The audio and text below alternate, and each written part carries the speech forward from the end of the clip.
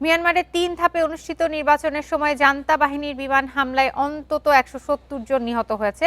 জাতিসংঘের মানবাধিকার কার্যালয়ের প্রতিবেদনে এ তথ্য উঠে এসেছে। সংস্থার প্রতিবেদনে বলা হয়, ২০২৫ সালের ডিসেম্বর থেকে তৃতীয় ধাপের ভোট গ্রহণ পর্যন্ত মিয়ানমার জুড়ে ৪০৮টি সামরিক বিমান হামলা হয়েছে। মানবাধিকার সংস্থার মিয়ানমার কার্যালয়ের প্রধান জেমস রোডেরহ্যাভার জানান, সেনাবাহিনী বিভিন্ন স্থানে যোগাযোগ বিচ্ছিন্ন করে রাখায় হতাহতের প্রকৃত তথ্য তুলে ধরা সম্ভব নয়। সাধারণ নাগরিকেরা এসব বিষয়ে মুখ খুলতে ভয় পায় বলেও জানান তিনি। এদিকে মিয়ানমারে জাতীয় নির্বাচনে বিপুল ভোটে জয় পেয়েছে সেনা সমর্থিত union solidarity and development party USDP. তবে দক্ষিণ পূর্ব এশিয়ার দেশগুলোর জোট আসিয়ান এখনও এই নির্বাচনকে স্বীকৃতি দেয়নি।